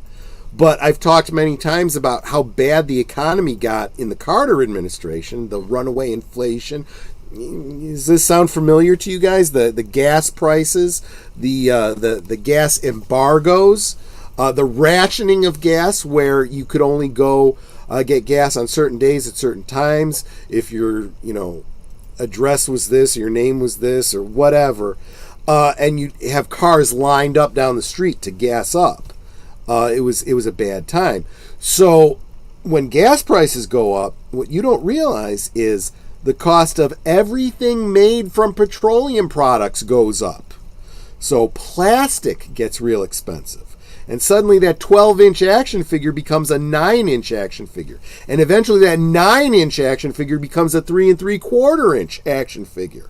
But now that it becomes a 3 3/4-inch action figure, we can make vehicles and we can make play sets, but those are going to be really expensive. Only that's the one big gift you get. If you got that Death Star play set, you weren't getting any other vehicles or play sets that year. You just weren't, unless your family had money, right? So it became and unfortunately the parents and the kids don't think the same, right? The kids go, well, Troy has that Death Star playset. I want the Death Star playset too. Now the mother is a little bit smarter. First, she doesn't want to spend the money on that Death Star, but she also goes, well, but you could play with his. Why don't you get something else that he could play with too? And then you can do those. Oh, that makes sense. I had the X-Wing fighter. I never had the TIE fighter. But my buddy David had the TIE fighter. There you go. And it isn't until you become an adult and you go, I never had a TIE fighter. I'm going to get the original TIE fighter. I'm going to get Darth Vader's TIE fighter. I'm going to get a TIE Interceptor. And I'm going to make some customs of the things that I saw in the comic books because F it, I can. That's where the fun is. Right? Oh, real quick, what I say to Gorilla Random Thoughts. Welcome. Yeah, and you can't. I could take Netter and sit her down and show her Star Wars. I could not instill into her all the memories and all of that kind of stuff. Technically. That's not something I could do when we were dating. After 31 years, I have gone, and Netter, I'm sure, I don't know if it annoys her, if she's even noticed it, but I do this all the time. I'll say, the reason I like this so much, and then I'll share the memories about, this is more, I haven't, no alcohol tonight, guys. Remember, I'm just loopying off of it. So it was one summer, went to the movies with a bunch of I was in high school, so I went with my buddy Otto, Chad, and Dale to a movie. Yeah. Oh, he's a good guy. If you check out my videos, there's one of actually Netter's is more prominent. She and I did a promotional video for a book that he wrote, Keeper of the Sins, about a vampire with a soul. I can drop the link. About a vampire with a soul before Buffy came out, just saying. But, yeah, you could drop the link if you want to. Okay, I just need to go to my channel. But I had just broken up with my high school girlfriend, and I was feeling pretty bummed.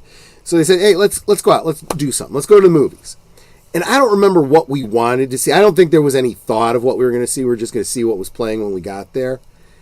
And I think the only thing that was playing at the time that we were there that we could reasonably see, believe it or not, was Pretty Woman with Richard Gere and Julia Roberts. A chick flick, basically. And I'm like, okay. And we watched the movie, and it was, I don't know. I guess we went in hoping that Julia Roberts would show her boobs or something. I don't know. But, it was an okay movie, right? I mean, those of you that saw it, it was okay. It wasn't bad. But I made the mistake that I always did going to the theater. I got my big bucket of popcorn that I slathered the salt on. Yeah. And the big soda, right? Yeah. By the time you get like halfway through that popcorn, you've eaten all that salt. And I chugged down that whole soda. And I'm coming up to about the, after the midway point, coming up to the 2/3 point. And I got to pee. I got to pee so bad. I mean, I was starting to see yellow. It was starting to seep out my ears. I thought I was going to explode. Were there scenes in the movie of water fountains and things like that? Oh, yeah. Anything like that would have just set me over. And it's the point of the movie where, she leaves. It looks like there's the breakup happening, and, she's gotten fed up with them, and I didn't even know what was going on the screen anymore, because I was literally feeling nauseous. Okay. I had to pee so bad, so I just jumped up and I ran out of the theater. I don't know if anyone's ever had that feeling where you've held it way too long and you're about to have an accident. When you finally let it go, relief. Yes. I spell relief TAKINGAPISS, not Rolaids. Just saying. So, and then I know we're right at the end of the movie. And I'm like, I don't want to go back in there and disturb everybody. I'll just wait out here for these guys, right? The movie, because literally, I think there was probably only about 5 minutes left in the movie when I ran out. They come out. They're one of the first ones out. Normally we always stayed and watched the closing credits. They came out looking for us. Are you okay? Is everything all right? Yeah, I had a pee so bad. Are you sure that's all it was? Yeah, I'm sure that's all it was. Why? And I don't remember which one it was. I think it was Dale. It was like, oh, we thought you were upset about the movie. I'm like, fuck if I even knew what was happening in the movie. I had to pee so bad I couldn't even think straight. I'm like, oh, because of the breakup and everything. I'm like, oh, fuck that. I don't even give a shit anymore. That was a great memory. And so now, whenever I tell Netter, because I told her this story, and she thought it was funny, now, when I say, oh, I gotta pee so bad, is it Pretty Woman bad? That's funny. But You know, she was just saying last night about how I told her about Heartbreak Ridge. She tells this story all the time. And I never told her about Heartbreak Ridge with the intent, you got to see this movie that I loved so much. Even though it is a movie that I love so much, I knew she wouldn't be interested in it. So I had no interest in making her watch it. But what happened was, I would come back from my Wednesday... my Wednesday Dungeons and Dragons thing goes back more than 30 years, doesn't it? Yeah. Come back from the D&D game, and I'd be quoting these lines, you know, from Heartbreak Ridge. And she'd be like, where do those lines come from? And I'd tell her about Heartbreak Ridge. And then I would tell her not just about the movie, but about, you know, us joking about it and how I hadn't seen the movie, and then the guys made me watch it. And the way I was telling her about it, she was not absorbing the story of the movie. She was absorbing my enthusiasm and all of those extraneous things that were why I enjoyed the movie so much. Is it the best Clint Eastwood movie? Probably not, but it is my favorite. It's the funniest. It is pretty funny. Yeah, it is. And more funny than Any Which Way But Loose? God, I haven't seen that one. No, I'm just joking. Well, I saw it on the big screen. I haven't seen it since it was in theaters. Okay. No, I take that back. I might have seen it on cable, too. I always confuse the two movies, Any Which Way But Loose and Any Which Way You Can. I don't remember which one comes first. I think Loose is first. Okay.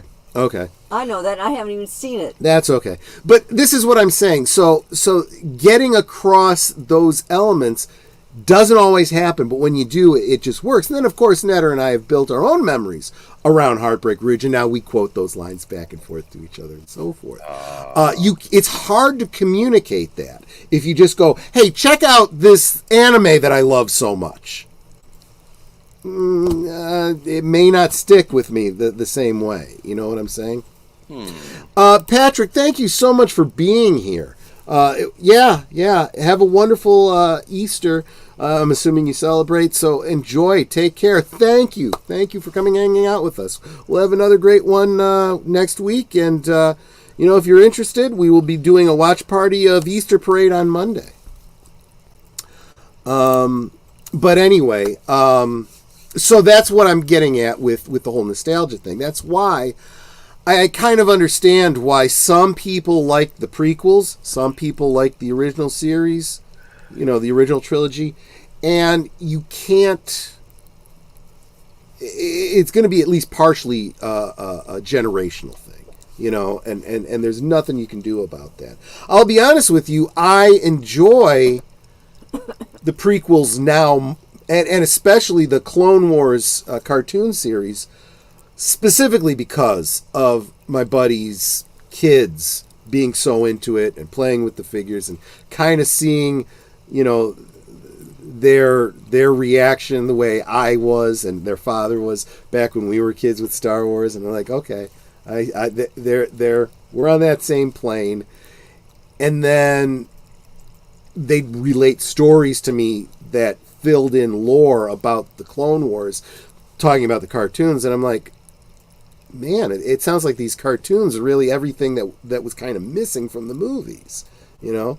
So right. Then we went and we watched the Clone Wars, and we're like, well, this is what it should have been, you know? But anyway. The road not taken. Exactly. But, so like yeah.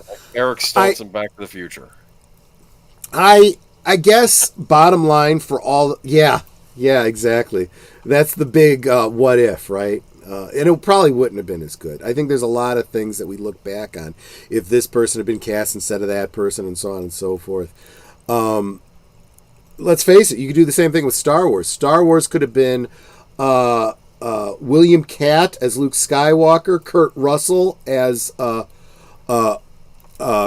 Solo, and Sissy Spacek as Princess Leia. Oh, that's funny.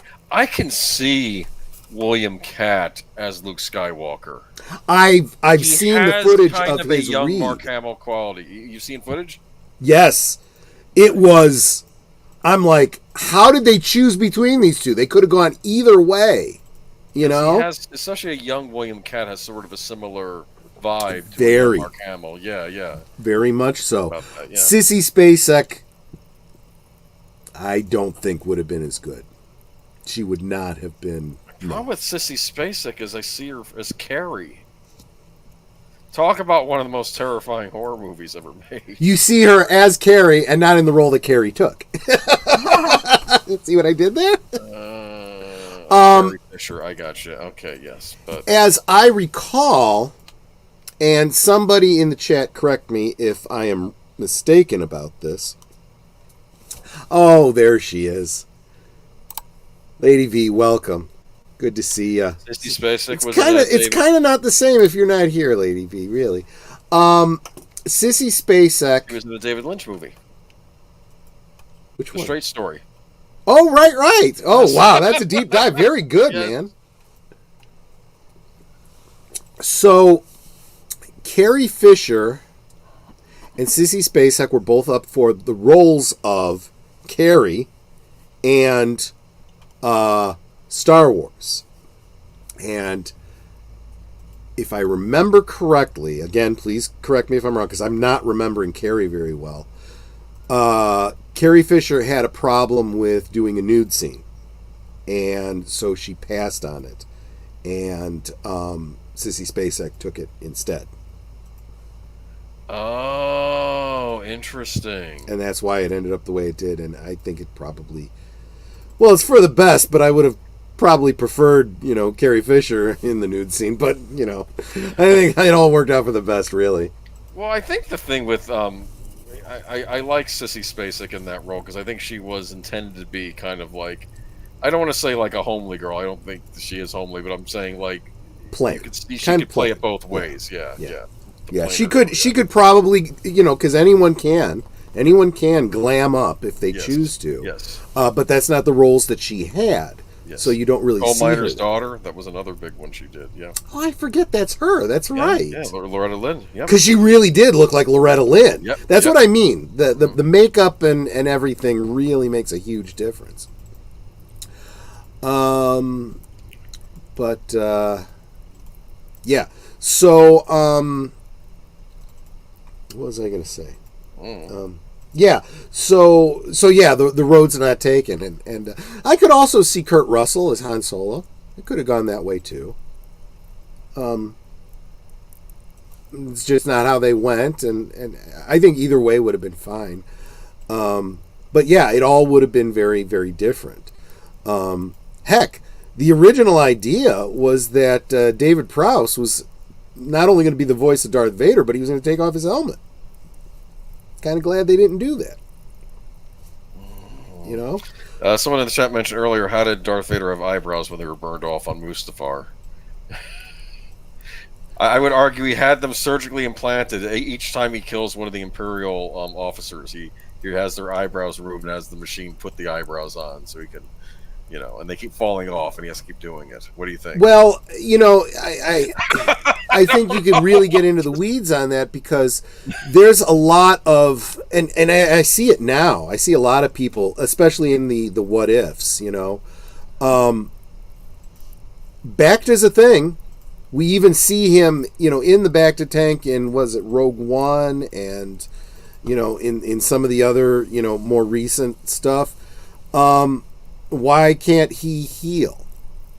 And the supposition is that his suit and his level of healing is specifically controlled by the Emperor to keep him in pain because that helps him tap into the dark side of the Force. There's even a great scene in one of the Emperor books. was a jerk. Who was? The Emperor was a jerk. Oh, yeah, he absolutely was. I can't remember if it was one of the novelizations for Empire Strikes... It might have been the novelization for Empire Strikes Back, but it might have also been one of the EU books that talks about Vader being out of his suit and focusing his rage to be able to breathe and, support himself outside of his suit. But the problem with rage is you can't hold on to it for long. It's not a long-term solution. Unless you're the Hulk. Well, He's always angry. he's always yeah. Well, but it's a great line in the movie, but the reality is, we all know the Hulk eventually calms down and he turns back into Banner. It's just, But, so, yeah, why doesn't he heal? Now, I get you can't regenerate whole limbs. And although they don't really talk about it, I suspect it's because that borders on cloning, and they probably don't allow cloning after the Clone Wars, right?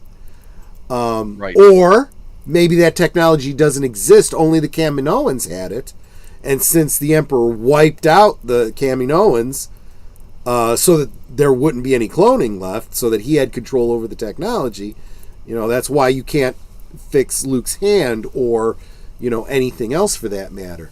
But how does Bacta work? How quickly does it work? Is it possible that his eyebrows grew back just because they were burned off, but the skin underneath them wasn't scarred? So maybe they just eventually grew back. Oh, but like when you get your eyebrows singed and they can grow back, right? Yeah, yeah, exactly. And look really closely, and people have done this. There have been whole write-ups getting into the nitty-gritty of the details of his injuries. He's got that big-ass hole in the back of his skull and stuff, and, he's got a whole bunch of other scar tissue and whatnot. But he doesn't have any scar tissue up here. Look, I've singed hair before, gotten too close to the fire, burned off the hair on the back of my hands or, eyebrows or whatever. It grows back as long as you don't burn the skin underneath it. And you'd have to really burn it. Like second degree burns that blister, that's not going to prevent your eyebrows from growing back. It's got to be burn, charred, third degree burns, and then when it grows, when the skin heals, you've got literal scar tissue. Then you're not going to grow your eyebrows back. And that's not what we see in Revenge of the Sith. We saw that in Spawn. I didn't see Spawn. You didn't see? Okay, never mind. But another example. Well, this isn't a burn per se, but it's the same basic idea. What's his name? Deadpool. That's not scars. I mean, they are scars, but they are not burn scars. They are like cancer scars. That tumor has grown over him, and his hair doesn't grow. So that's.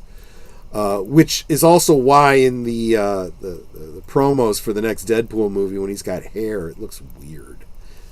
It's probably a wig. That's what it probably is. Yes, and he's having his birthday party, right? Exactly. That's kind of funny, and he's. But yeah, I mean, I guess it kind of does make sense when you think about it. But Deadpool. Oh, Nate never had eyebrows. It's interesting because, it's different people, let's face it. I mean, some people, when they hit a certain age, they, and there's not much you can do about it. My grandmother, she had no hair on her legs or arms. She said she never did. She never shaved her legs. She never, plucked or nothing. She never had hair. She was an Italian woman though, and she grew hair under her lip that my mom would help her with, removing. Right. Well, I know, yeah. But she had no hair on her legs. It was just a weird. And my mother was pissed. She's like, "Well, why couldn't I inherit that?" Oh, well, I was lucky. I don't know, but actually, her sisters, I guess, my great aunt Philomena. Was annoyed about it too. She's like, I have always had to shave my legs. Philomena. Yeah. Is that like a female version of Philip? Yes, exactly. Okay. We called her Auntie Phil. But yeah, and Auntie Phil had 3 boys and a girl. And the youngest boy she named Tom. Their last name, her married name, Sawyer. I kid you not. He was born on April 1st. Tom Sawyer. Was he a fan of Rush? That I don't know. That I song. don't know. Okay. Well, it's like He was a chiropractor. Troy's dad's name was Tom Collins. Yep, my dad's name was right. Tom Collins. He's named after an alcoholic beverage. Yeah, people would not believe it when he said it because, he was a drinker too. And they were like, oh, yeah, Tom Collins. No, seriously. He was Tom Collins. Yeah, Tom Sawyer. Yep.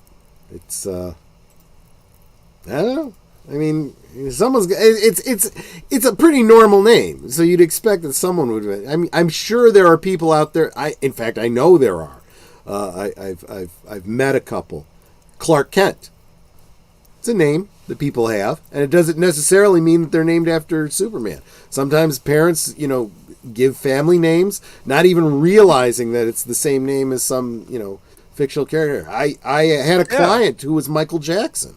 Well, and like Nicolas Cage naming his son Kal-El. That was intentional. Yeah, that was intentional. Yeah. Why didn't he name him Clark? If you want the Superman reference, just name him Clark. I know, right? I have an ex-cousin.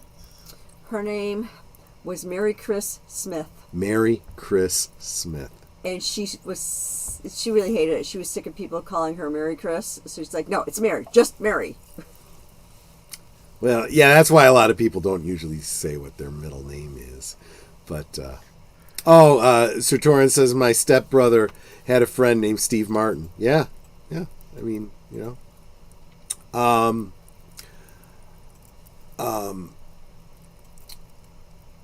I had a guy that I went to church with whose last name was Buscemi, but he was actually related to Steve Buscemi. His name He Steve was? Buscemi. Yeah, they were cousins. Oh, wow. I think they were pretty close cousins, like first cousins or something like that. I would have liked to have picked his brain about the movie Trees Lounge, because apparently that was based on his own experiences, I think, partly with his own family. So Interesting. Yeah. Yeah, I wouldn't have even known about that to bring that up. That's a great movie, little movie. A lot of Sopranos alumni in that movie. I knew a Rick Biardi, who was related to Chef Biardi, the pasta, the canned pasta guy. Huh. Was like his great uncle or something like that. Yeah. Did he have money? No, not really. Okay. Not really. No, because that's the thing.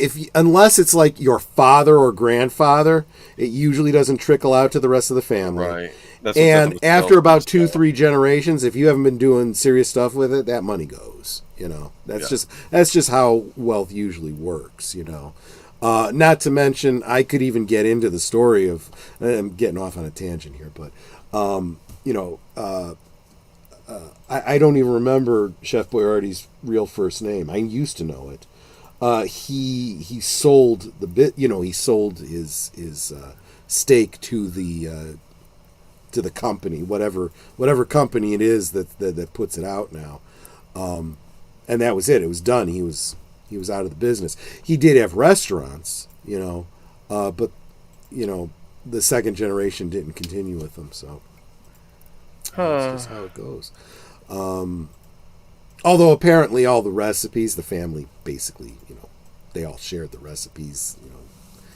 It's very, very different than what you actually get in the cans, though, because the company got very far away from what the original intent was. Oh yeah. It was probably more gourmet in the beginning, and then it turned into slop later on, right? That's how our processed food goes. Think about it for a second. You make ravioli, right? Yeah. It's a boiled pasta with a gravy on it, right? Then all you gotta do is spoon it into a can. And canning means you heat that can up to it's already cooked, right? So now you heat it up, you seal it, and it's sealed shut, with no bacteria because you've killed it all through the cooking process. So there's really nothing about that canned ravioli that's any different than what was served on your plate, other than you're now going to empty it out and reheat it. There may be a little flavor difference because of the canning process. It's in contact with metal and so forth. But by and large, you're going to get exactly what it is. But now, you'd be shocked what's in your canned foods. Canning in and of itself is supposed to be the preservative process. But they add sugars and they add salts and they add other kinds of stabilizers that are not strictly necessary, that have a huge impact on your metabolism and the taste of the foods. And why am I getting off on this topic again? That's for a whole other series of videos that I'm planning on doing. Troy, stop it. I know, right? I know. Anyway, yeah, we should probably start winding this down because I was intending to end the stream about 20 minutes ago, and then you guys all got me off on tangents. I'm not complaining. I super appreciate it because I have felt so crappy. You got my mind off of it. Real quick, want to say hi to Thade. Thank you so much for coming and hanging out with us. Yeah, no, it doesn't matter when you show up. If you're not here at the beginning, as long as you're here at some point so we can see that you're here and be encouraged by your presence. Super appreciate seeing you here. He brought presents? Where's mine? Yeah, right. He brought his presents. He is the present, if you want to put it that way. What? And then he's in here. He's flirting with Lady V. Lady V, you're a troublemaker. You're gonna lead all these guys astray. No, that's fine. Go for it. Like Have Bathsheba. No, not Bathsheba. Who was the one with Samson? Never mind. I'm getting Delilah. Samson and Delilah. Okay. Bathsheba was king David, of first king believe. of Israel. Never mind. David, right? Yes, David. Yeah. Samson told Delilah, loud and clear, I keep me cutting, picking fingers off my curly hair. Oh yeah. Ever since the world began, that's probably hard not. had a woman been the thorn in the side of a man. Oh no, we got him started. Yeah, once you get me started on Elvis, I'm That's done. probably not so far from the truth, actually. It's Oh yeah, exactly. Hey, phrase it. Yeah, exactly. phrasing. Yes. Yeah. Let's wrap it up. So tomorrow night, Netters Network. We will be watching. We'll have a special holiday double feature. We'll be watching. It's the Easter Beagle, Charlie Brown, followed by the Rankin and Bass. The Easter Bunny is coming to town. The Easter. Oh, I don't want to get your channel in trouble. Right. I want to sing that song. Was that the one with Fred Astaire, or is that the one with? I think that's the one with Fred Astaire because he's commanding the caboose, the little engine that could. Yes. Yes. I think I can. Yes. It is Fred Astaire. Yeah. So that's tomorrow night on Netters Network, 9 Central, 10 Eastern, and of course, as the watch parties go, we will have the Cosme link pinned to the top of the chat so that you can watch along with us. But if you're not there live with us, you're going to need your own copies of these films. Sunday, deleted scenes. I have not been sure what you got going on this weekend. If you're doing your regular repertoire or if you are taking off for the holiday, let us know, would you please? But I do know that Age Boomer, we are still going to be doing Geeky Geezers on Sunday. 8 o'clock Central, 9 Eastern. I think deleted scene said he would still be doing Western cinema this Sunday. So, yeah. There you go. Western cinema is, I believe, 3 Central, 4 Eastern. So definitely get over to Deleted Scenes, check that out. But we will be talking. We're going to be doing a lot of gaming talk on Sunday. I do apologize up front. This is not. I'm not trying to turn this into a gaming channel necessarily. The trouble is we've had a lot of gaming news lately. And even Let's just Edge face is it. talking about it. I mean, No. You don't have to apologize for that because let's face it, we've done a lot of Marvel talk, and then it goes out of the news cycle, and we don't talk about it anymore. We've talked Star Wars a lot, we've talked Disney over there, and then we don't. We got a couple of those things coming Disney, up. I think we have because of the whole ruling verdict, right? Yeah, so we're gonna have talk about that. Oh my gosh! And then there's another lawsuit that that Culture Casino was just talking about again today. It is not a joke. It's literally every week there's another lawsuit in the news against Disney. Mm-hmm. It's flipping ridiculous. But well, it just sucks to be them. It does. Well, it sucks for all of us that enjoyed the things that they had been making. Oh, I'm sorry. Yes, Mr. Londell also has tomorrow at 3. So this is Saturday, 3 Central. He's doing a watch party of Krull. I love Krull. That is, and I'm kind of glad that they never turned that into a series or anything like that, or multiple films. It's just a good story the way it is. If you want more stories, create those characters in your role-playing game and do that. But, yeah. So that is Sunday. Monday, I've already told you, Easter Parade with Fred Astaire and Judy Garland. God, that's one of those fond memories for me. It's like a family classics type. I even remember every Easter my mom and I would sing, "Oh, I could write a sonnet about your Easter bonnet, and of the gal I'm taking to the Easter parade." I even get goosebumps remembering. I love that. That was the only reason my mom was not, as Catholic as she was, she didn't go to church a lot, but she went for all the holy days of obligation. Right. And that was the best part of Easter, was dressing up for church. Yeah, the fancy clothes. Yeah. Although in the 70s, when little 7-8-year-old Troy was wearing a suit, it was a little leisure suit. It was a lavender leisure suit. Yes. Oh my God! It was. I saw this. My mother, after I got married, she gave me all my baby clothes. She said, "In case you ever need it." I'm looking at it. I'm like, oh my! And I have pictures of myself in it. Oh, that's it's funny. and I'm like, I was so abused as a child. I would never make my child wear this. That and the sugar bowl haircut. The sugar bowl haircut. Yeah, I had. I looked like one of the Beatles. I was sent to school in checkered pants. Checkered pants. I had even the teacher was like, "Don't do that anymore." Red, white, and blue bell bottoms. I had red, white, and blue bell bottoms.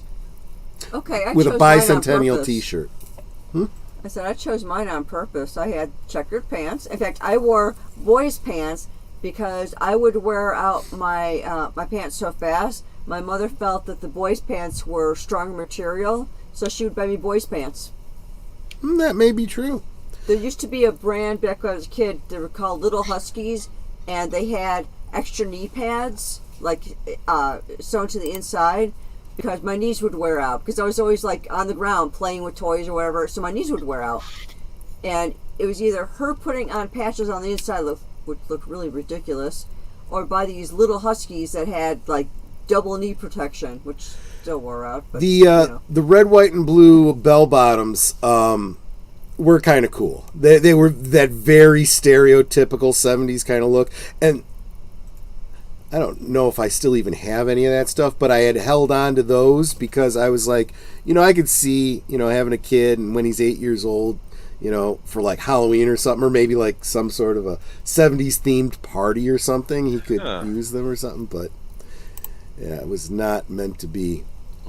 So that, So, how did I get off on that tangent? Easter parade. Easter parade. Yeah. Okay, let's move on. Tuesday over on Deleted Scenes. Sparkwood 21. That's 8:30 Eastern, 9:30. Excuse me. No, the other way around. Stop. Reverse it. Thank you. 8:30 Central, 9:30 Eastern. We will be watching 7:30 Central. Yes, what she said. 7:30 Central, 8:30 Eastern. We'll be. Yeah, I was thinking. Yeah. Okay. Sorry. We'll be watching episode 14 of season 2 of Twin Peaks. And again, I want to keep that as succinct as possible because then at, I think, is it 9 o'clock? So wait, let's see. If it goes 7:30 to 8:30, yeah, 9 o'clock Central, I'm going to jump over to Rancor Bills for Manorama. And that'll be on Rumble, correct? Yep, and I'll drop the link when he puts it up. Cool. I obviously will. See, here's the problem. Rumble, I just found this out. Rumble, you can't create the stream until the day you're going to go live. So I won't have the link to share with you until that day. Yeah. Otherwise, they delete them. Yeah. It's the most ridiculous damn thing I've ever seen. Anyway, so I will Tuesday drop that link on my community tab for you guys to come check us out. So that's Tuesday. Thursday, Netter, what are we doing on Thursday things? My special guest will be Mike Susie 4. So we're going to learn all about him and his channel. Awesome. That's something to look forward to. So make sure you're subscribed to Netter's Network. And that brings us around to next Friday. I don't think I have planned a topic for next week, but hopefully I'm feeling better so that I can drink very, very heavily. All right. And enjoy it. And enjoy it and not just take a shot so I can go to bed. Somebody posted a picture, a meme picture of Anakin Skywalker from, I think it was Revenge of the Sith, where or maybe it was the second one, I don't remember which one, where he goes, "What have I done?" And I responded to it and I said, yeah, it's pretty much what I say every Friday after my last drink. But anyway. Sounds like a plan. And I did drop this week my 2 reviews, spoiler-free and spoiler-filled reviews of Frozen Empire, Ghostbusters. He's labeled them. Yes, they are labeled. In fact, only the spoiler-free version appears here on YouTube, but I do have a link in the description to the spoiler full. Yeah, I guess that's right. Spoilerific review over on Rumble. I get into a little bit of spicy subject matter on that one, so I figured I'll start building up Rumble a little bit and not have to deal with the censorship over here. So that's what's going on, and cool. That's all I got. Agent Boomer, anything that I missed that you wanted to cover? No, I think you got it. And like I said, tune in to Geeky Geezers this Sunday, and we'll we'll have a good old time. But happy Easter, and hope you can join us that evening if you're free. Yeah, absolutely. So just yes, spicy peach. yes, it is spicy. I kind of really do like that icon, and I love it. That's funny. That is funny. But oh yeah. So I guess I should just sum up tonight. George Lucas isn't that important. Star Wars is pretty much dead unless Disney gets their crap together. That's the bottom. And they get a true auteur in charge of it, maybe like what we were hoping Favreau was going to be before. I guess he got sidelined. Yeah. Exactly right. And then Netter, you want to take us out? Sure. Of course, I always start off with, please make sure that you are subbed to every member of the panel, as well as every member of the chat. And if you think you're subbed, go back and double check that you're still subbed, because, YouTube sucks. And with that said, we can talk amongst ourselves, and that's all well, good, and fun, but it is so much more fun when you guys are joining us in the chat, and you're dropping your comments, your questions, your trivia, being goofy, whatever it may be. Sometimes you guys have fun facts. I like those. And it doesn't feel like we're separated by miles or continents in some cases.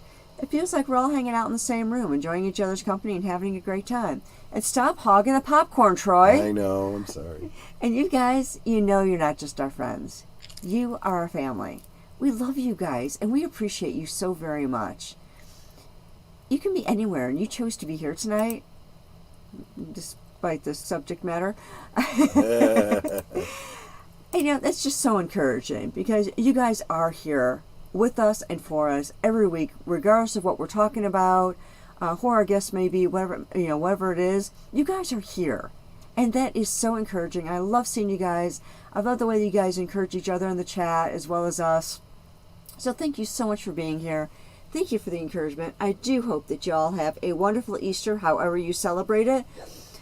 We'll definitely see you next time. Make sure you come over to my channel tomorrow for the Easter Beagle. And either somebody shooting off fireworks or they're doing shotguns outside, because I keep hearing these booms. Yeah. But we're going to be watching the Easter Beagle, Charlie Brown, and the Easter Bunny is Coming to Town. They're 2 fun little films. Just stop by. It's maybe like an hour of your time. So, yeah, stop by. We'll have some fun. But until then, good night and God bless. Take care, everyone. Hope to see you on the next one.